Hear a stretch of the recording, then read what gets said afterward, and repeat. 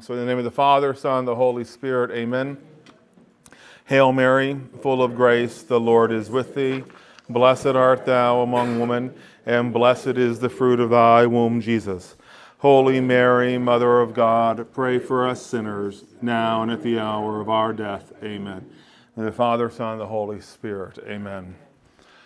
So tonight we're going to talk about the Rosary. I would like to talk about the Rosary in a fundamentally different way than perhaps you have all heard. And as I look across my audience, I'm pretty sure like 80 to 90% of the people in this room have heard of Fatima, right? Fatima was the big, probably everyone's heard of Fatima, but there's a certain group of people in this room who really remember the message of Fatima because it was a very popular devotion in the 40s, 50s. It really got in 50s and 60s. Pray for the conversion of Russia. And the seers, it's a huge event. And surprisingly, it's over like 108 years ago, 107 years ago, something like that when it happened. It was 1917 when it happened. And I think for good or there's good things about it, but there's also, as my wife likes to say, whenever we do something, there's always some unintended consequences that go with it. And I think some of the unintended consequences of Fatima was it just became like the Rosary became a prayer for like a weapon, right? We hear about that. The Rosary is a weapon. We got to pray for the conversion. We take Our Lady into battle. She's going to crush the head of the serpent. And all that's good, but it's not the fullness of the Rosary, right? And so I think the unintended consequences, it's kind of been narrowed, at least in my observation, to something which it's, while all true, the fullness of what the Rosary is has been somewhat lost or forgotten. So what I like to do is kind of think of, talk a little bit about the origins of the Rosary, how we got it, and the breadth of the Rosary, and then really focus on how can we make the Rosary a prayer of a disciple, a prayer of someone who's walking with Christ. So with that in mind, the history of the Rosary. So where did the Rosary come from? Well, back in the early church, I'm talking about the 4th, 5th, 6th, 7th centuries, around that time, it goes back a little bit further than that, but around that time period, you started having men and women assemble outside the cities into what we call monasteries, basically, or convents. And some of these brothers and some of these sisters were in the habit of praying all 150 Psalms every day. Think about that. All 150 Psalms every day. And so the average, the literacy rate was less than 10%. So the average layperson, ergo someone who can't read, wanted to participate in the prayer life of the church. What happened is that somehow it was developed that they would say what was called the angelic salutation 150 times. Now the angelic salutation is the first half of the Rosary, of the Hail Mary. That's it. That's the angelic salutation. And that's what they said, because the full Hail Mary as we know it did not come into existence until much later. So they would say that, and how do you keep track of time? How do you keep track? You have 1, 2, 3, I forgot, or I lost the beads, or whatever. So you would have a prayer rope. And the prayer rope is found all throughout cultures. Buddhists use prayer ropes, Muslims use prayer ropes, Christians use prayer ropes, Eastern Orthodox use prayer ropes. It's just something that brings because we're body and soul, it brings the body into it. And so they would use the prayer rope to help keep track of how many Hail Marys you said. And somehow, and I don't know all the details, but somehow these 150 Hail Marys, or angelic salutations, were eventually separated into groups of 10. And around the time of St. Dominic, because he's known as the one who gave us the Rosary, around that time, either Dominic, either through prayer or through a special revelation or something, and Dominic died around 1225, thereabouts, I think. We started seeing the Rosary as we understand it, of where you have 15 decades, so 15 times 10 is 150, and each decade had a specific meditation that would be attached to it. So instead of just saying, Hail Mary, full of grace, just over and over and over, there was an idea that you would put your mind into meditating upon the life of Christ. This is a very beautiful thing because, again, we're in the 1200s, and how many people can read in the 1200s? about the same number of people who can read in the 300s. Literacy was still pretty low.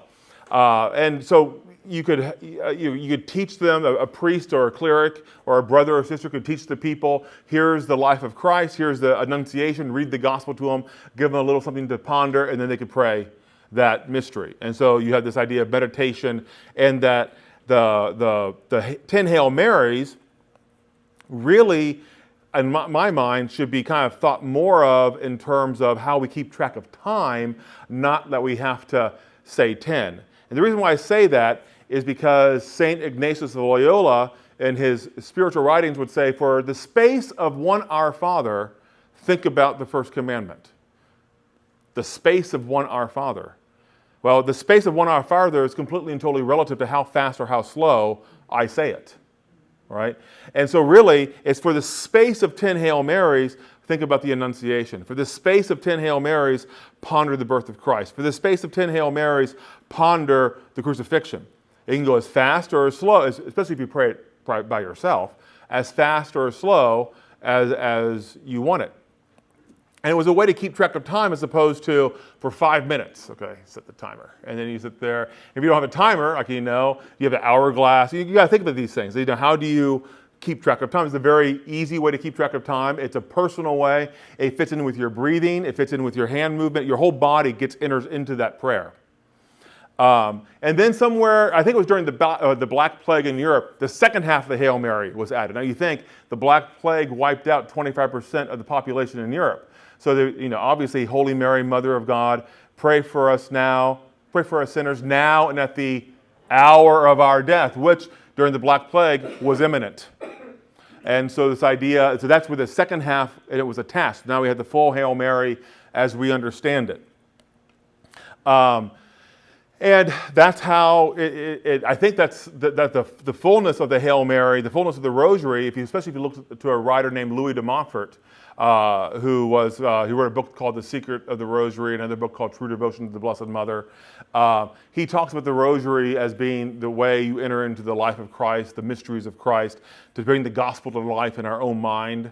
And so you would eventually got divided even further into what we have today, of where you have a rosary is 5 decades. Each rosary is 5 decades, not all 15 decades or 20 decades, since John Paul II elevated the luminous mysteries to something that should be incorporated throughout the church. And so there's various ways of praying it. I'm going to encourage everyone here to be creative in their prayerful way of praying the rosary. No, there's nothing written in stone that says when you pray the rosary by yourself, you have to start with the Apostles' Creed, you have to pray all 5, and then you have to end with the Hail Holy Queen. Thank you. Yes, the Hail Holy Queen. That's how it's written out, but it's a private devotion. And so you could sit there and say, I don't want to do all that. I just want to get right into the mysteries of the life of Christ. I just want to do 1 decade at a time. And so I start with an Our Father, and I'm going to focus on, say, the crucifixion today, and I'm going to pray it. I'm just going to try to enter into prayer, pray it more slowly, instead of just making it repetitive, and just be creative with it. In other words, because really the goal of the rosary is not to say the rosary. The goal of the rosary is to have communion with Christ. And that's the ultimate end of it. It's a tool. So use the tool, especially when you're by yourself, use it in creative ways to enter into a rhythm of prayer. I know in my own family, whenever we tried to pray the rosary as a family, there was lots of objections to the rosary. But there was not many objections to the rosary. We just said 1 decade. And when we said 1 decade, we could say it every single day. And we had pictures of each of the mysteries, and of course that prompted an argument of who got to pull out the picture and who got to talk about the mystery, because we would talk about the mysteries of the rosary as we would go through them. And the funny story there is he's now 17, almost 17. He was 3 or 4 at the time, and so he was adamant. I'm going to pick, and I'm going to tell people what we're going to pray. And oh, you guys know John. So yeah, you can tell about this. And so, so he pulls out the Annunciation. Now, we had an issue in our family of, as parents, kids will mumble and they'll say things. And so he's like, will you articulate? I would often say, will you enunciate? So he goes, the enunciation. This is when you speak slowly and clearly. And, and I said, well, that's exactly what the angel Gabriel did when he talked to the Blessed Mother. But so that's a way of doing it too. It doesn't have to be this, this set way. And so I want to break people a bit because I think there's an aversion to praying the rosary because it's just like, I got 25 minutes. Especially if you say it at a decent, at a slower pace. If you say it fast, then it can be like 15, 20 minutes. But it's like, I got to do this. And as opposed to, let's just sit down for 10 minutes and just pray. And however long it takes me, I'm just going to be here and just meditate on that one or two mysteries, decades of the rosary, and then I can go about my business. And then, if you do 2 decades of the rosary every day, every 10 days, you're cycling through the life of Christ. And that's certainly better than doing nothing. And that's usually if you're like me, it's kind of a all or nothing proposition. If I can't do it 100%, I'm not going to do it at all. And as opposed to how can we bring this into our lives on a regular basis. And one of the ways to do it is to move away from focusing on the particular mysteries of the life of Christ and coming from a different perspective. Now, if you get a handbook, How to Pray the Rosary, almost every single handbook has the mystery along with what's called the fruit of the mystery, right? And so we'll say something like, the Annunciation of Gabriel to the Blessed Mother, the fruit of the mystery is humility, and then we're off to the races. And we go through it and we just do this over and over. And I would suggest perhaps the way to transform the rosary into something more intimate, is to make that life with Christ more intimate, is to make the fruit the focal point of the reflection. And to make the decades kind of like an examination of conscience, but circles around that fruit or virtue. Which means you can be creative with the fruit or the virtue. I looked up so I was kind of skeptical because I've written my own. I've decided what fruits I like with what mysteries. And so I go, can I really do that? And I looked up and you find like, here's this version and they'll have some fruits. And you go up a different version and have different fruits. Because none of this has been determined by Rome. It's not like I pick up the Roman Missal and it says, do the red, say the black. Which is if you open up the Missal, everything in red is what the priest or the deacon is supposed to do and all the black is what we're supposed to say. There's nothing like that there. So it can be something that's inventive and creative that speaks directly to you personally and your own walk with Christ. Also, we have the luminous mysteries now because almost everyone, well, maybe not 2 or 3, because Katie's there too. So, but everyone else in this room, when we learned the rosary, how many sets were there? There were 3 sets of 5. And all of a sudden the Pope, he added this other set. And so that scandalized some people. But where did he get this from? I think it was a guy from another priest in Malta. He had them and he presented it if he liked them. I've not heard that, but I've heard that it was a devotion within Poland that he had adopted. It doesn't matter which version is right. It could be a combination. The point is, it was a tradition, a small T tradition within a community that the Pope found attractive, and then he thought was so important he wanted to teach the whole world about it. So it wasn't like he just was sitting there, so I'm going to add something there. In other words, the rosary is a creative prayer. And it should be a creative prayer. And I don't say creative like this that we can do whatever we want with it, but creative in the sense of it needs to, we need to engage it in a way that allows us to rise above just the monotony of it. Because that's the problem with the rosary, is when we talk about people that are like, I just want to say all these Hail Marys. And I would submit, if all we're doing is saying Hail Marys, we're probably saying it wrong. We're not really entering into the spirit of the rosary. So what I want to do is kind of look at each mystery and then talk about the corresponding fruit or virtue as I understand it, to give you some ideas with the goal that you then have some knowledge, so to speak, some knowledge is the best word, to kind of take it and to run with it as it suits you. Because really, it's about your relationship with the Lord, and this is a guideline, but if you're married, you have friends, you have spouses, you know that you just, you have that relationship, and it gets to the point of where you kind of speak a language that no one else can get involved in. You have your own private jokes, you have your own ways of talking, and people don't understand it because it's just how you have developed this communication with your spouse or with your kids or with whoever, right? And that's what it is. So that's what we're trying to cultivate, that type of intimacy with the Lord. So the Annunciation, the corresponding fruit, this is across the board. I think every devotion to the Rosary has that of humility. But what is humility? That's the big question. So in Catholic theology, humility is first and foremost our attitude toward God, not our attitude toward other people. It's our attitude toward God, that He is our creator and we are His creatures. He is, I am who I am, and I am He who is not. That's how Catherine of Siena understood it. You are He who is, and I am she who is not. In other words, if it wasn't for Him, I would not be. It's not the other way around. And so the fundamental idea of humility is that He created me. But then you think about it, it's with the Annunciation. And there's two realities going on in the Annunciation. The first one is that Mary is being told, you shall be the mother of God, and to which she says, yes, let it be done to me according to thy will. But it's also the humility of God the Son, who does not deem himself equal with God, but comes down to be with us. His own humiliation to be a part of the human race. And it's an accepting of one's vocation. It's exactly what Kate was talking about, is what we've been talking about before. To accept one's vocation is the first and foremost to say, I accept who God created me to be. That's why there's no wrong answer when it comes to called and gifted. Because God didn't make a mistake with creating you. And so to find out why God created you and to go through it is an act of humility, because it says, I don't really know. Or I think I might know, but I want to be sure. It's not saying, well, I already know, I don't need that. That's what we're fruit is. So as you meditate and think about it, it's like, God, what are you calling me to?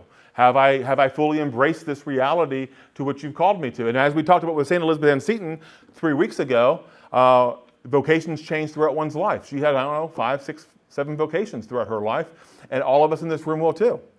So just because, we're not as young as Marie and Terry and Katie does not mean that we don't have God is done with us. That we still have a calling and a vocation. It's a matter of us to find that calling and vocation and be open to it. So humility. The next one is the visitation, the love of neighbor, right? What? Okay. Love of neighbor.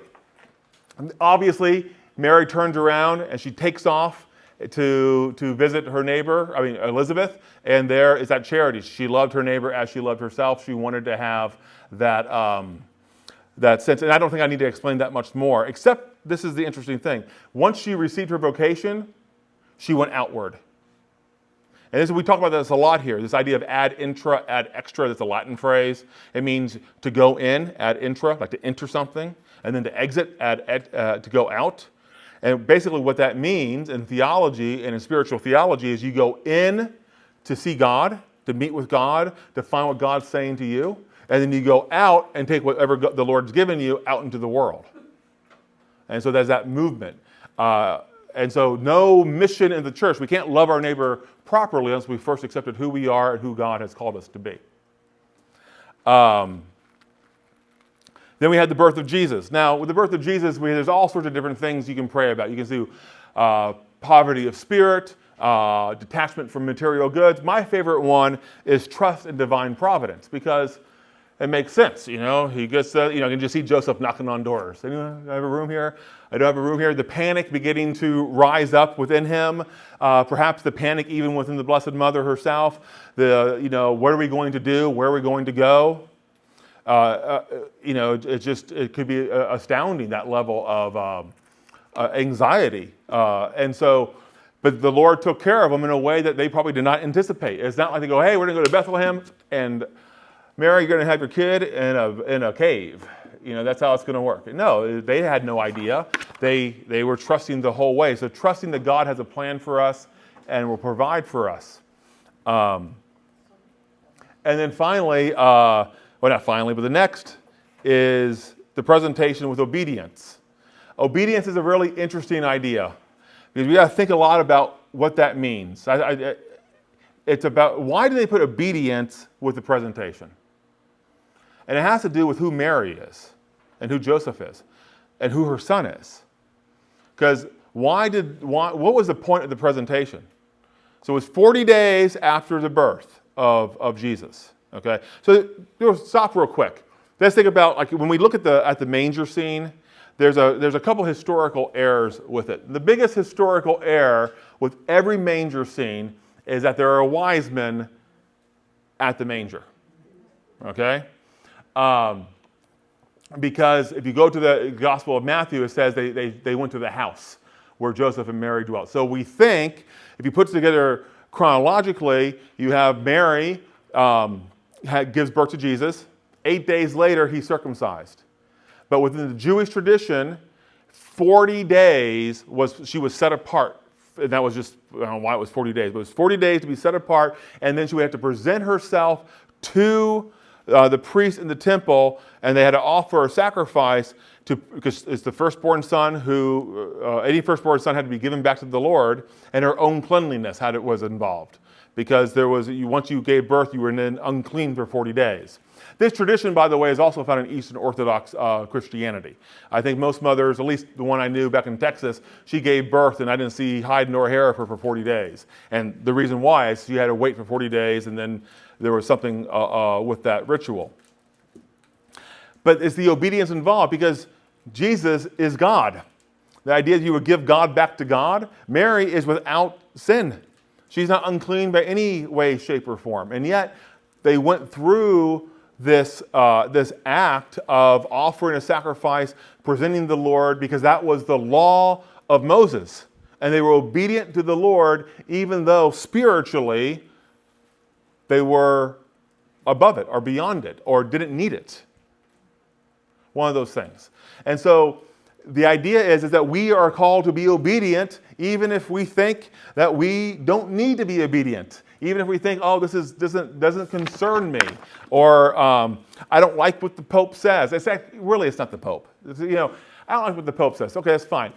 It's really when we say, I don't know what my pastor says, right? Because that's like the person we're seeing every day of our lives, right? This is the person we're dealing with, or the people we have around us who are in authority, who ask us to do things, and we begin to grumble. I know better. I ought to do this. He should listen to me, or she should listen to me. And this idea of obedience to those who are over us and humble submission to them is a profound virtue. And as we read all throughout the Old Testament, what was the phrase the prophets love to put down or say is obedience is better than sacrifice. And they're all offering sacrifices throughout the Old Testament, but they weren't being obedient. In other words, they'd taken the sacrifice and they made it magic. If I offer the sacrifice, then I'll be good with God. It doesn't matter what I do. And the Lord saying, no, it's flipped. I kind of joked about it earlier before we began. The idea is like you can look all pious all you want, but it doesn't mean you are pious. It's what is in the interior attitude is what's more important than the exterior presentation. And the interior attitude of obedience, it's an interior attitude. Anyone with kids knows kids can do what and we were all kids once too. So this is like everyone in the room. We all know mom and dad says, do this. It's like, okay, I'll do that, but I'm going to grumble the whole time and slap this down and I'll be upset and I'm going to do this right. And it's not the interior attitude of obedience and submission. That's what's most important. And then finding of Jesus in the temple. I've always found they'll give piety is typically what you find with this one. This has never made sense to me, the idea of piety. So normally when I pray that, it's either wisdom or it's the desire, the grace to see Jesus find Jesus in my own life. Wisdom is one of the 7 virtues of the gifts of the Holy Spirit, which we're given at baptism, which is strengthened at confirmation. We have at least one young lady here who is confirmed, and I know Katie drilled into her over and over and over the 7 gifts of the Holy Spirit because we knew the bishop would say, what are those 7 gifts? Did he? Yep. And he asked, and so they had to know them. But what do those gifts mean? That's what's really important. In wisdom, what? He He asked you directly? No, I thought you were getting No. Oh, you know what they are? Yeah. Okay, go for it. Wisdom, understanding, counsel, knowledge, fortitude, fear of the Lord, and piety. Very good. She has them all. Has them all. You need to write that down to the bishop. You know, even after confirmation, they know. He, or at least one knows. So all those have a meaning. Do you know what they mean? Yeah. They start kind of intertwining. But wisdom, the gift of wisdom specifically means the ability to see how God acts in human affairs, how God acts in our lives. It's the same thing as finding Jesus in my own life. They're kind of the same idea. The emphasis is a little bit different, but the big idea is the same. And we talked about this last week. And incidentally, when did Mary ponder in her heart? After she lost Christ, and Jesus says, don't you know I had to be about my Father's business? And it tells us, the Gospel of Luke tells us, she pondered these things in her heart. Pondering in our heart how God is moving in our lives, how Christ is acting in our lives, is so important. His name was Saint Jose Maria Escriva. He founded Opus Dei. And he has a little book called Christ Passing By. And that title has always struck me as one of the most intriguing and frightening titles I've ever heard, because this idea that Christ is walking past us. Christ is passing by, and as he passes by, he's calling, and we have to respond, because there will be a point where he just keeps on going. He can pass us by, and we could still be right where we were and not having responded to that moment of grace that was given to us. We actually heard about this 2 weeks ago on Sunday, the story of the rich young man. In fact, Christ didn't just pass by. The rich young man went right to him and said, what must I do to inherit eternal life? What must I do? Not what must all of us do? What must these people do over here? No, what must I do was a personal question. And to which Christ gave him a personal answer. You must do this. And he went away sad. And so Christ will pass us by, is passing by, and as he's passing by, he's calling us, inviting us into relationship, inviting us to intimacy with him. And we have to ask, are we responding? Are we looking for him? When we get from point A to point B and we look around and say, where's Jesus in this situation? He may be in the temple and we're a days out. And that's the metaphor, right? That's kind of how I understand this passage, is that, and we're talking about Mary and Joseph here. We're not talking about, us, smucks who are wallowing in our own sinfulness, trying just to get by. We're talking about people who lived with him, who cared for him, who were intimate with him. And all of a sudden they get a day out and they're like, we don't know where he is. We thought he was with you. And how often does that happen in our own lives? That we think Jesus is with us, and when we actually stop and look around, he's not where we think he is. Because we have either left him behind or he has passed by. So I find this one of the more intriguing mysteries of the Rosary to think about in terms of my own personal life, because it's easy to look pious, it's easy to do all the right things, but it's much more difficult to have that personal relationship with Christ day after day after day after day. Which leads to the next. And so we're out of the joyful mysteries, we're going into the luminous mysteries. Baptism, and what that is conversion. So I've done RCI for a long time. There's always that question, well, I'm a convert. Anyone here a convert? So okay, that's true. Okay, so that, in other words, the way I ask the question is that means you were once not a Catholic, and now you are a Catholic. But from another point of view, everyone's hand should be raised, because we're all converting.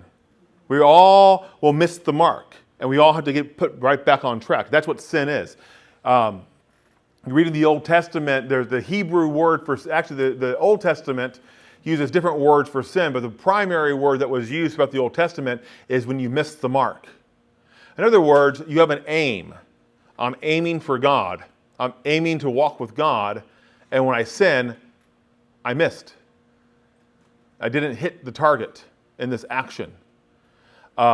And so I missed the mark. And so in other words, the more marks we miss, the more off the path we get. And then we have to get put back on the path. That's why we go to confession. Confession is a sacrament of conversion. I've done wrong. I've missed the mark. My relationship with God is now suffering in some way, shape, or form, I go to confession to get right back on track with the Lord. So we're constantly, we're a church of sinners in need of conversion, daily conversion. And so the baptism of Jesus is the time to actually reflect upon, am I converted? Or have I allowed certain sins to sit there and fester? Oh, we do that all the time, right? We sit there and say, oh, it's not that bad. And we talk ourselves out of it. Oh, the Lord didn't mind that. I'm not that bad. I'm not that person. I'm not Hitler. Well, if that's the bar, then, hey, great. But that's not the bar. The bar is not Hitler. The bar is, if you think about friendships and relationships, the bar is not to be the fair weather friend. The bar is to be the best friend. And that's the goal. If you get married, or if you're married, the bar is not to be a mediocre spouse, a sometimes faithful spouse. The bar is to be, the faithful one, and that's the criteria. But we always miss it. I think the marriage is always the best analogy for the relationship with God, because in a marriage, a lifelong marriage, there's always that element that we're going to somehow screw up and say something, do something that offends our spouse or upsets him or her. It doesn't have to be grievous, but there's that moment of where we hurt each other's feelings and we have to go and apologize because we say something that we weren't necessarily thinking things through, or sometimes we're just selfish in a moment. And the same thing happens with our relationship with God. And so it's important to have that moment of time. So if you're praying the Rosary one decade a day, and you're saying, I'm going to pray the Hail Mary slow, kind of get in the rhythm of the way I breathe. This is how St. Ignatius of Loyola would say. Like you're breathing in and out, you're Hail Mary, full of grace, and trying to find that rhythm. It might take you 10 minutes to get through one of the decades. And if you have that breathing rhythm, and then you're spending that moment thinking about your life, where do I need conversion? You might find that in this point or that area of my life, I'm not living to the Lord's asking me to sacrifice this or to do that. And it's that moment of where then you can have that resolution. Again, it's kind of an examination of conscience. How do I deepen my relationship with Christ? Because that's the ultimate goal. Then we get to the wedding at Cana. My favorite one to meditate on is docility, because really that's what it is. At the wedding at Cana, we read this last week. It's the mystery of Mary, which I completely forgot about when I was talking about what we were going to talk about. But what happens? Do whatever he tells you to do. That's docility. Do whatever Jesus tells us to do. Jesus will never tell us to do anything that we can't do, but he will tell us to do things that are far outside our comfort zone sometimes. And that's what makes it difficult. And if you think about that, you think about that story. It's a pretty profound reality. Do whatever he tells you to do. Okay, what do you want us to do? Fill those with water. That's easy enough. Say, fill them with water. Now take some of that water and give it to him to drink. Not just him, your boss. Go give this water to your boss to drink.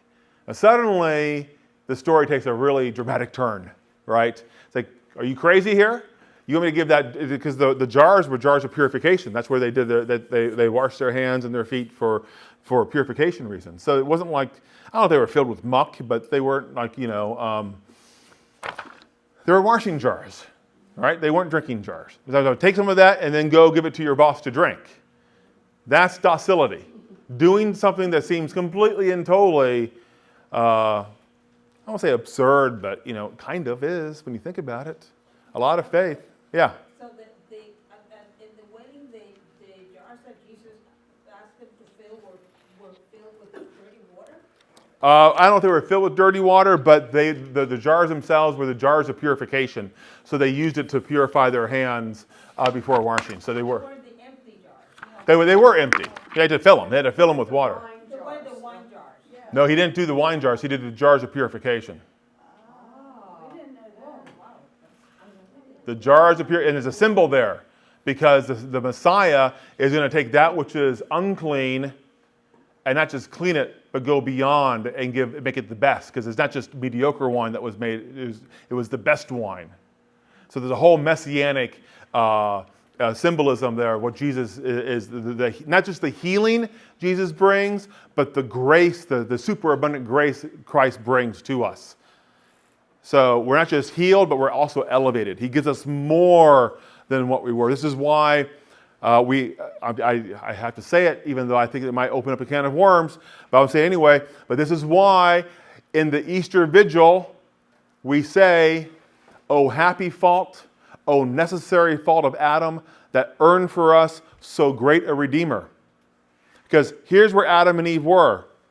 And then they fell. They disobeyed, and they fell from grace. Now Christ heals us. Here's Adam and Eve. He heals us, then he elevates us. We go beyond wherever Adam and Eve were. He not just heals, he elevates. And that's really the key. And the elevation finds its fullness in the next life when we get into heaven. And we are one with God, and God dwells within us in a way that goes far beyond anything that Adam and Eve ever had. And this is the wedding at Cana, we see that. It's the jars of purification, the jars that were used to purify. He purifies the content of those jars and not just makes it wine, but makes it wine that goes beyond. So when the master of the ceremonies tastes it, he goes, what does he say? He goes, normally at a wedding, after everyone drinks for 3 days straight and they're a little, not quite right in the senses, then you can pull out the lesser wine because no one's going to know. What they did is that they put out the greater wine, the better wine came second. And it's a symbol of the Old Testament was good, but the New Testament is better. There's a lot of profound theology within the wedding at Cana. But for our purposes here, and while all that's very fascinating, and I do think it's fascinating, and I think it's fascinating to think about in terms of the rosary, to pray about it, to meditate upon it, because there's lots of fruit, lots of wisdom there. What we're trying to talk about right now, it's a very narrow way of looking at it, because I want to focus on one idea: how does the rosary become a prayer of a disciple? The question is are we being docile? Are we doing whatever he tells us to do? Or is there something that we know he's asking us to do and we're not doing it? We're not doing it. It doesn't have to be big. We just know we're not doing it. He might ask us, I don't want you binge watching TV all the time. But we're still binge watching TV. Or he might ask us that we might feel compelled, like on Fridays, that, I've been hearing this a lot, and on Friday I just feel that the Lord's asking me to go meatless on Fridays. But yet, I'm still ordering pepperoni pizza every Friday night, right? Or whatever, right? And I still haven't said that. I still haven't said yes to that. And so we had to, and this is docility. So do whatever he asks you to do. Are we doing that? That's how I would kind of enter into that. Before I move on, I just want to make one clarification. I just want to make sure we're on the same page. That as one of my sons would say, that you're picking up what I'm putting down. And so what I'm putting down is one way of saying the rosary. I'm not trying to say this is the only way, the best way, the optimal way. It's just one way of praying the rosary that allows us to enter into a reflection of our own life and how are we really emulating Christ? Are we really walking with him? There are other ways to pray the rosary that bear just as much fruit, perhaps even more fruit. So I don't want you to think that, Jeff said you have to pray it this way. No, this is one way to pray. There are many ways to pray it, and I just kind of wanted to invite, because I don't hear too many people talking about praying the rosary in this way. Then we get to the proclamation of the kingdom. This is perhaps the most difficult one to think about, because it's really everything Jesus says. So you can talk about the Beatitudes. That's Father David's favorite. And whenever you hear Father David pray the rosary, let's do the proclamation of the kingdom. Let's focus on the Beatitudes. Well, that's obvious because Pier, Giorgio was the man of the Beatitudes. And then you have, other people will talk about the idea of being an evangelist, or the other one teaching about the kingdom. For me, it's really about my own apostleship. I use that word, apostleship. That apostles were ones who were sent out to do something, and it kind of ties back into the Annunciation and to the Visitation. Have I accepted what the Lord's asking me to do? Have I accepted the gift of apostleship? Am I being sent out? Has the Lord sent me out? Am I doing it? But it could be anything. All right, this is how I just look at it right now. It could change. It could be like, I'm going to focus on the Beatitudes. I might just take one Beatitude. You might actually do the proclamation of the kingdom 8 days in a row and focus on a different beatitude every single day. There's ways to do it that just kind of blow up. Honestly, blow up in the best sense. The idea that on Mondays you say this, and on Tuesdays you say this, and on Wednesdays you say this. Just kind of make it your own personal way of praying the rosary, a deeply personal devotion. You have all the stories of Christ, all the parables. All those are fair game when it comes to the proclamation of the gospel. And so, like I said, just focus on that one idea. Then you get to the transfiguration, and that is focus on holiness, my own personal holiness. I love it because, there's Jesus, and he walks up, and he just looks like every other guy. It's not like, he's walking around with a halo, or there's some special aura that everyone can see, and they're following him. He looks like every other guy. If he were to walk in here the way he walked, he appeared to not appeared, but the way he walked before his resurrected body, he would just look like an ordinary guy. There might be something intriguing about his personality, something the way he speaks, something about his eyes that capture us. But there wouldn't be anything like, oh, that's obviously the Son of God right there in front of us. But then he goes up the mountain, and he just takes the three, Peter, James, and John, and there he reveals his own inward divinity. And it goes back to, again, it kind of ties back into what the joke I made about looking very pious, which is great, but looking pious doesn't mean you're inwardly pious. And so it's what, God, man sees the outside, but God sees what's on the inside. And so to think about where are we at in our walk with holiness, it ties in and just ask the Lord, what's my prayer life? And there's all sorts of ways to approach this question. I think it's best to sit there and say, okay, Lord, where am I on the walk to holiness? And let him answer you. You might find that, you know what, I don't go to confession enough, or I need to go to confession, or maybe I need to start going to Mass every day, or I need to start doing something else every day, or I need to stop doing something. Just kind of see where you are and allow that dialogue to take place, because it will take place. He will give you an answer. And it won't be like, hey, Jeff, let's have a conversation. It's not going to be having like that, but it could just be, what's happened to me a lot is I'll say, okay, Lord, I really want an answer to this. I'm going to pray, and I go through it, and it's as dry as the Sahara Desert. It's just a struggle to get from point A all through it. Anything would be more entertaining than praying the rosary during that time, like watching paint dry, going through the classified ads. Then what happens is I leave, and someone says something, or I read something, or something happens, and that's the answer. And it's like it had to be primed. I had to want it and endure that. How bad do you want this answer? Are you going to sit here and are you going to pray even though you're getting nothing from it? In other words, I'm not getting anything that I feel at the moment. What's called consolation. I'm not getting any consolation. How bad are you going to sit here and work through this? So you really want the answer? Then I'll give you the answer. But it won't come in exactly the way you want and how you want. Because it has to come differently because we have to get ready for it. So much of prayer is opening ourselves up to it. How many times have you prayed? How many times have I prayed?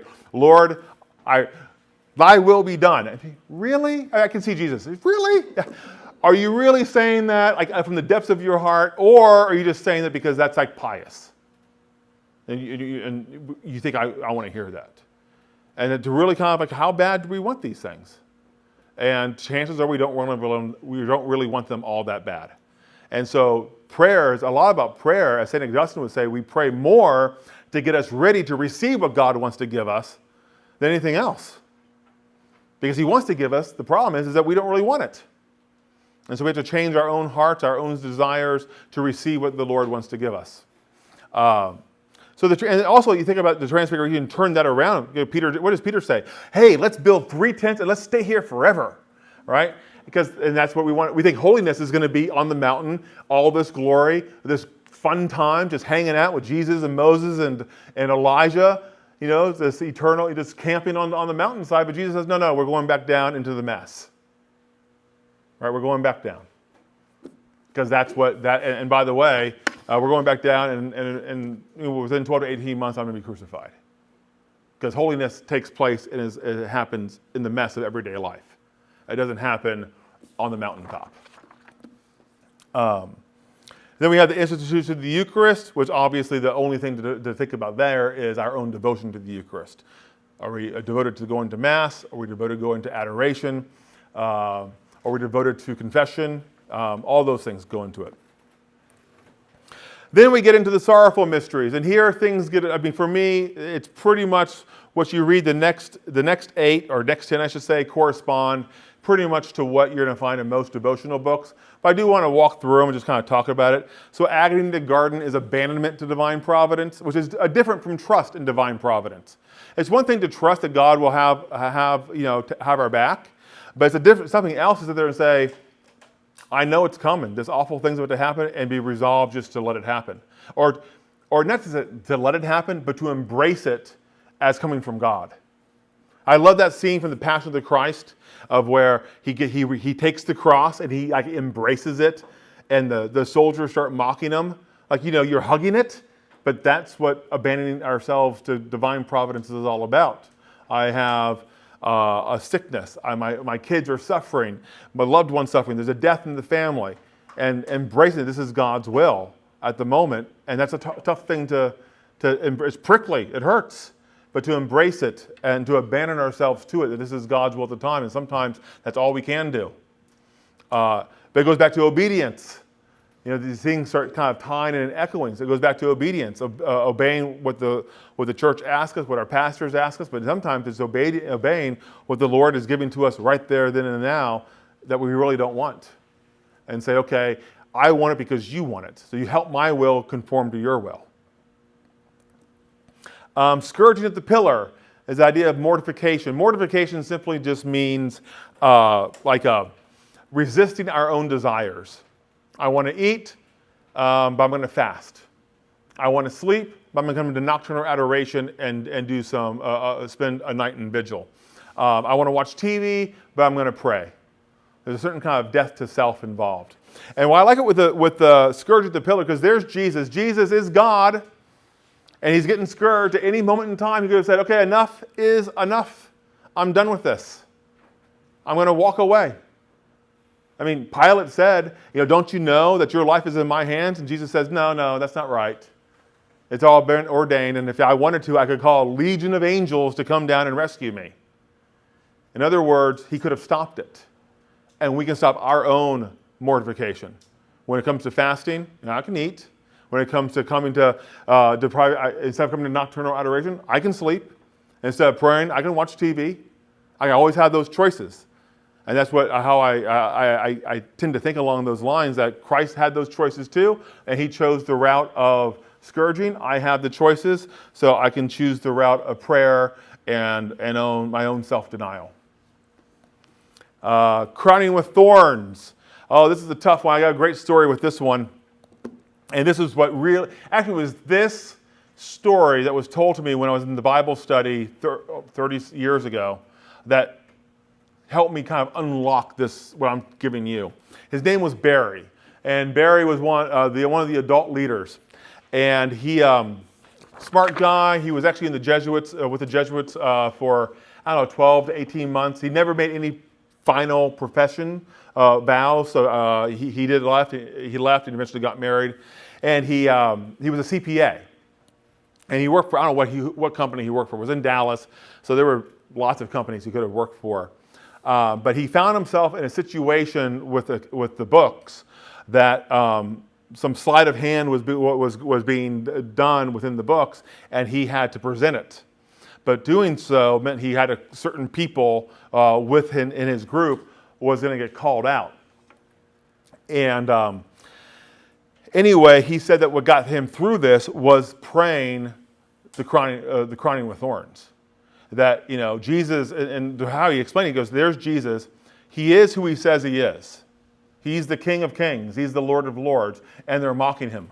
Are you really the king? Let's put a robe on you. Let's put a crown on you. Let's spit on you and say, prophesy. They mock him for the very things he actually is. And it takes moral courage to stand up and say, this is the right, this is the truth, and then to turn around and be mocked for exactly walking the path of truth. Walking the path, or in this case with Barry, walking the path of honesty. But this is the crowning with thorns, where because so much of what we have to endure sometimes is the fear of being rejected, being made fun of, being mocked for standing up to what is right and true. And so we pray for moral courage to do that. Then you have the carrying of the cross. That's simple. It's patience.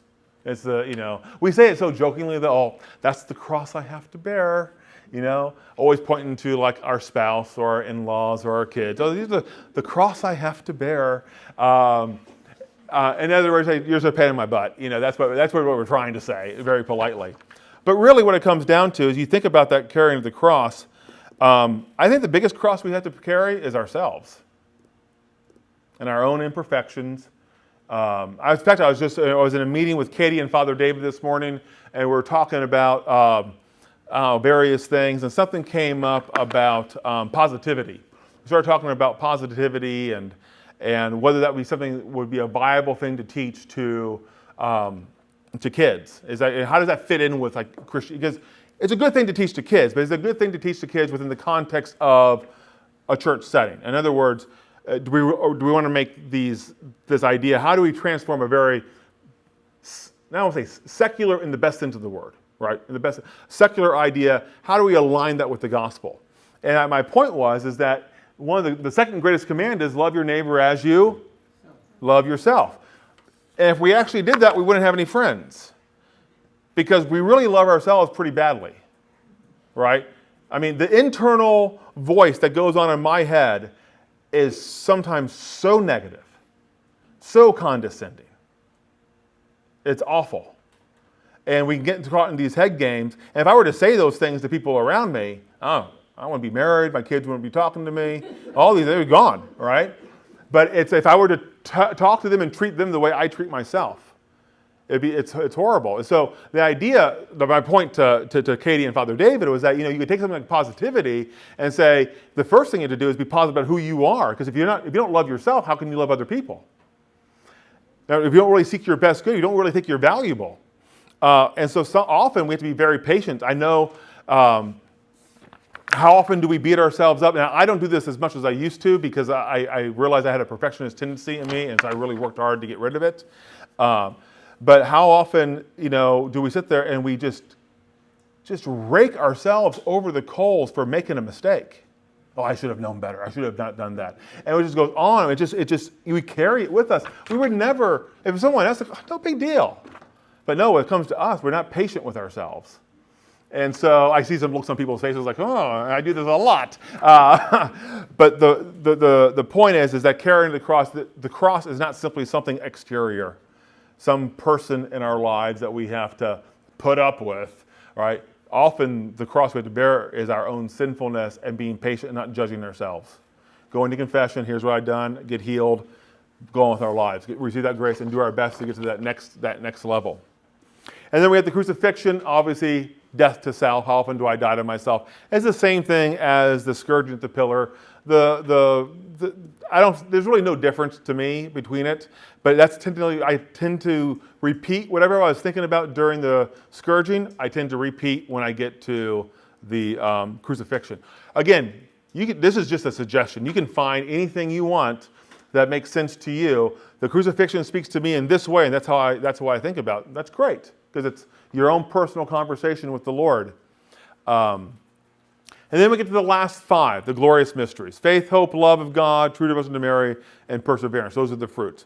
I want to talk about each one of these. Faith. Faith in the resurrection. The Apostle Paul in 1 Corinthians 15 says that if Jesus Christ did not rise from the dead, then we Christians are the most foolish men of them all. Everything we do here rests on the fact that he rose from the dead. And he didn't rise from the dead back to a normal life like Lazarus did, or the little girl did, or the son of the widow of Nain. He rose to a glorious life, a life that transcends anything that we can possibly imagine. This is the foundation of what we do, of why we're here, that Jesus Christ is alive, that he rose from the dead, and that he ascended into heaven, and that he awaits for us. He went to prepare a place for us. These are profound words, not just beautiful poetry that gives us happy thoughts and good feelings, but this is the profound reality. And so our faith is that everything that we do, we live by faith in the fact that he rose from the dead. So when we make decisions, think about the faith it takes to become a priest or a nun. I'm going to give up my entire life, a normal life according to the world, for the idea that Jesus Christ rose from the dead. I'm going to be celibate and marry myself to the church. These are profound acts of faith that these people make. In our own lives, we do certain things. Again, everything we've been talking about is an act of faith. If we feel the Lord's asking us to do something and we do it, that's an act of faith. Because we don't see it. It's not like Jesus came walking in and said, "We gotta have a sit down." Here's your yearly review, and you guys can walk away with it. These are acts of faith that the Lord really spoke to me in this moment. And it's with the resurrection, because you got to think of how profound that would have been, how transforming it was for the apostles to see the risen Christ, and their whole life was transformed. Then you get to the ascension into heaven. Hope that we will go to heaven. That's what hope is. And it's more profound than that, because I'm from down. I'm not a sports fan by any stretch of the imagination, much to my oldest son's chagrin, because he loves the sports. He goes, "I have no idea how I became a sports because you, Mom, hate sports." I said, "Well, that's a mind boggle in and of itself." So I'm from Dallas, right? And so the Cowboys is a football town. There's no doubt about that. And so everyone's like, we just hope the Cowboys are going to win this year. And you hear all this all the time. We just hope, we hope, we hope, we hope. But what can any fan do to affect the outcome of a sporting event? Nothing. So the word hope that we're using here has nothing to do with the way we use the word hope. It's more of a wish. When we use the word hope, we don't mean wish. Because that's really what they're saying. We wish the Cowboys will win. We wish Green Bay will win. We wish whatever. When we talk about hope, we're talking about that if I walk this path and with God's help, I will achieve heaven. So I have to do something, but what I do will come short. God has to finish the action. So it's a twofold hope. It's a hope that God will act, but it's also a hope that I'm going to do these actions. It's kind of like the kid who goes to college and says, "Well, I hope to get a degree in biology." Okay? And with the help of a good advisor, that kid's going to get a degree in biology in 4 years, provided that he or she chooses the right classes that get the degree in biology. If he gets to the senior year and all of his classes are in chemistry, guess what's going to happen? He's not going to get a degree in biology because he didn't do it right. So there's a sense of you have to order your life along the path. So we order our lives toward the path of heaven, knowing that we have to have someone to help us along that path. That's what hope is. And it's a hope in heaven. How many of us in this room think about heaven every day? Yeah, I don't. I mean, I don't. I just it's not something that's in my. But I think about what? You're not as old as the rest of you. Yeah. Yeah. Well, that's certainly true. But you think about so you guys heard of Anthony Robbins, Tony Robbins, the self-help guy. Any of those self-help guys, they all had the same thing. Like you had to, if you want to achieve something in life, what's the first thing you need? You need to have a vision. What do you want? And you got to think about that. Because if you want to achieve something, that has to be like the part of what you think about every single day. Because everything you do in your life has to be ordered toward that. If your goal is to achieve whatever, right, and then you have to ask yourself, is this action going to help me achieve this end? If the answer is no, then why are you doing it? This is the essence of the self-help movement. Well, that's Christianity. The goal is heaven. So we think about heaven every single day. Then we start thinking about, well, what I'm doing, is it going to help me achieve heaven, or is it going to take me away from heaven? If it's going to take me away from heaven, then why am I doing it? And so this is what the ascension is, that Christ went to heaven. It's that hope of heaven is like, that's where I want to be. I want to be in heaven with him. I think about that every day. I create that vision in my head of what it's going to be, and then I begin to order my life toward it.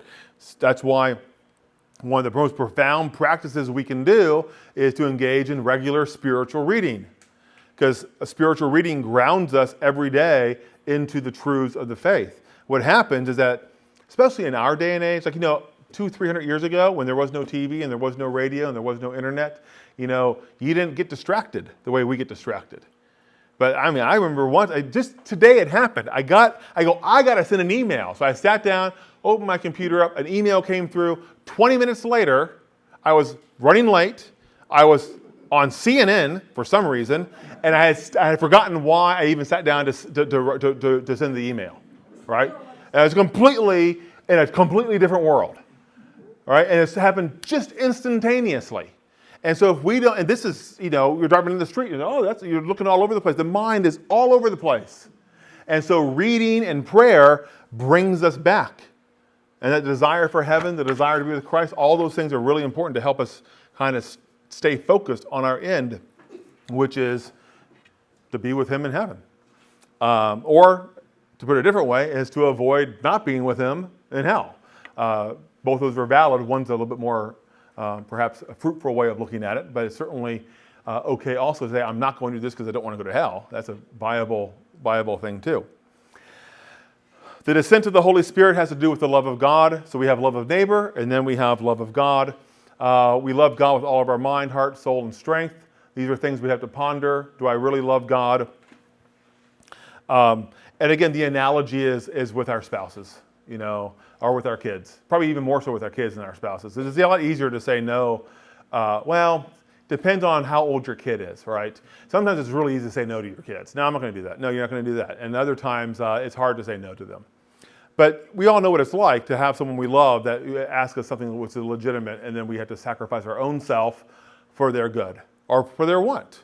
And that's what we should be doing for God. We have that within ourselves.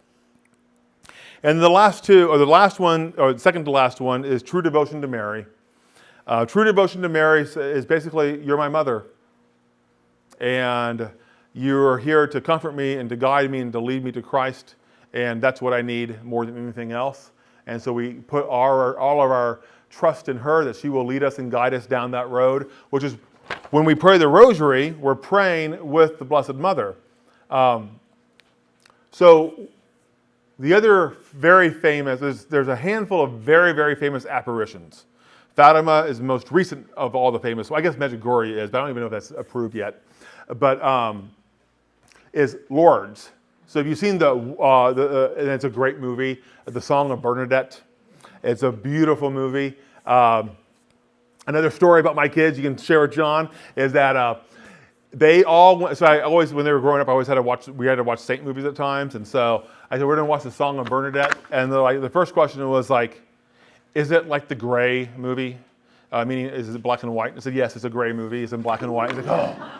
And they said, well, how long is it? I said, well, it was about 3 hours. 3 hours? And then my wife was like going, we're not going to. I said, no, you got to be on my side, right? I don't need to have 5 against 1. And it was 5 against 1, but we still did what I wanted to do. And I go, well, we'll do it. So we watched the first hour and a half. Okay, it's time for bed. We don't want to go to bed. We want to finish the movie. All 5 of them said that. And the next morning we woke up. When we didn't watch the movie. We didn't watch the movie. We didn't watch the movie for breakfast. We didn't watch the movie for lunch. Like, no, we're going to watch the movie tonight. They could not wait to finish the movie. That's how good the movie is. It's a phenomenal movie, The Song of Bernadette. Jennifer Jones, I think, has played Bernadette. And I think the movie is also very faithful to what her account. And the account is that when she met the Blessed Mother, they would pray the Rosary. And the Blessed Mother would pray the Our Father, and she would play the Glory Be, but she would be quiet during the Hail Mary. Because she wasn't going to, because it's our prayer to her. And I think that was captured in the movie. Well, that kind of got me thinking about, well, what is it when we pray, if she's here praying with us, we're praying with her, then we're asking the person who knew Christ better than anyone else to teach us about Christ.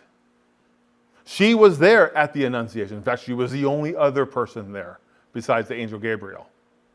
She was there at the visitation. She was there when he was born. She went through all these things. So when we pray these, she can bring her own, I don't say sentiment, but bring her own perspective into that prayer and to talk to us and to lead us into thinking more deeply about these realities. And she can help us enter into this. It's not simply about, I don't know. I want to kind of rise, elevate our devotion to Mary so that it becomes something where we're actually having a real relationship with our Heavenly Mother. And she's teaching us about what it means, who Jesus is, but also teaching us about what does it mean to be a follower of him. And because all she wants for us is what we want for all of our kids, and that is for us to be the best version of ourselves, as Matthew Kelly would say, to become saints, to be with her in heaven. And so that true devotion, and it corresponds to her assumption of her bodily assumption into heaven, because that's when she herself received that reward. And then finally the coronation, when she's crowned Queen of Heaven and Earth. We pray, at least I pray I think about perseverance. That's what I think about. I pray for the gift of perseverance, but I also think about it because how do you achieve any reward? You have to persevere until you get it. Any goal takes perseverance. If it doesn't take perseverance, then it's not worth the goal. It's not worth striving for. And so we have to persevere. So to think about, am I persevering? It kind of ties back into the idea of conversion. Have I gone a little bit too far to the left, a little bit too far to the right? Or am I walking the straight and narrow? Am I persevering? It just ties. It's interesting. I was thinking about how to talk about this, and the story that comes to me is Saint Ignatius of Loyola. You kind of mentioned, I'm not old enough to think about heaven on a regular basis.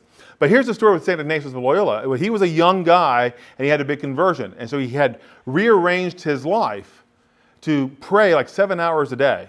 And he was, it was crazy. And then he was also taking Latin classes. He was in his 30s taking Latin classes with 10 and 15-year-olds because he wanted to be a priest. The level of humility that was shown. He was studying theology, and he was also spending all this time with poor people. He was leading spirit. He was doing all this stuff. And he started getting tempted by the devil, like, you can't keep this up. You're going to burn yourself out. You're going to fail. You're going to turn away. And the devil kept on tempting him. And he began to realize, and so what was the devil tempting? Perseverance. You can't persevere. And he got over that temptation when he realized that, well, first of all, I could be dead tomorrow. That doesn't mean I'm going to live for 50 years or 10 years. I could be dead tomorrow. And so there's no reason to worry about can I persevere, because I don't know how long I'm going to live. All I need to worry about is persevering right now, this moment. And that's something we always have to keep in mind, because we don't know how much time we have. None of us do. Go back to Pier, Giorgio. He died when he was, or his older sister died at 9 months. He died at 24, and his younger sister died at 105. Right? And so that's kind of a range, and we don't know. We simply don't know how much time we have. We get in, or how times we don't have. And so we have to pray for perseverance, because we could be here for a long time, but we also don't know. And so, but we're going to be tempted that way. Can we go through? So we pray always for the gift of perseverance, and we're keeping that end in sight, that the goal is heaven, the goal is to be with Christ. Christ wants to be with him. The Blessed Mother wants us to be with him. They're calling us to him to give us all the sacraments so that we can achieve it. And so are we walking this path to the best of our ability? Are we allowing the temptation that I can't do it, I'm just getting tired, it's not worth it? What's the point to creep in and the defeatism that we can often suffer through? So I know it was a lot. I don't know if I would ever teach the Rosary again in this way, because I just kind of like next. But again, this is one way to pray the Rosary, to think about how to bring your own life into alignment with the life of Christ, seeing what he does, and thinking about the mysteries of his life and the mystery of our own life, and are we responding as he's asking us to respond. And if I don't want to go too deep into it, because one, we're at time, but also it gets really personal. But there have been times in my life that I remember praying in this way and bringing in the difficulties I was having with whomever or whatever situation. And I would be praying like, the Annunciation or the Sorrowful Mysteries, and start thinking about like, okay, am I really being humble? Am I really responding to this call? Am I really loving the person who's in front of me to the best of my ability? Or am I just being selfish? And kind of weighing that out, because we're not going to be, we shouldn't be masked that everyone can walk over us. But at the same time, as they say, there's three sides to every story: his side, her side, and the right side. And so we want to rise above our own personal bias and be able to see a situation from another person's perspective. That is very helpful to help alleviate a conflict, because you might realize, hey, maybe I'm at fault to a certain degree too. It takes two to tango. All those cliches come into play. But to bring that into your own life, it's not simply just abstract. It's like when you start praying this way, you start asking about your own life, the people you're with, the situations you're in at the moment, and becomes a very personal way of where we find Christ in our lives. We're pondering in our hearts the mystery of Christ in our very lives, and we meet Christ. Christ is passing by, and this allows us to see him pass by, and allows us to see us where we let him pass by and where we have decided to follow him. And then if we're following him, how well are we following him? So I would encourage you to at least try one cycle, one time, to see what you think. But of course, most importantly is to pray the Rosary. So with that in mind, I want to end with a prayer, and then I'll be here to answer questions afterwards for as long as you guys need. And I know Kate will be around if you have any questions about Called and Gifted, to talk to Kate. If you're interested in I don't know if she's a piece of paper or not. Katie can give one, but so you want to know when the next Called and Gifted is. She has your name down, then she'll send you an email before we send something out to the entire group. Because we have to limit it, because we only have a limited number of people who can do it, so we don't want to have a big group. So it's automatically limited to a certain number of seats. So anyway, in the name of the Father, and the Son, and the Holy Spirit, amen. I know we began with the Hail Mary, but we'll end with the Hail Mary too. Actually, let's do a prayer that I think probably everyone in this room knows. Remember, O most gracious Virgin Mary, that never was it known that anyone who fled to thy protection, implored thy help, or sought thy intercession was left unaided. Inspired by this confidence, I fly unto thee, O Virgin of Virgins, Mother. To thee I come, before thee I stand, sinful and sorrowful. O Mother of the Word incarnate, despise not my petitions, but in thy mercy, hear and answer me. Amen. John Paul II, pray for us. In the Father, Son, and the Holy Spirit. Amen. John Paul II's feast day is tomorrow, by the way.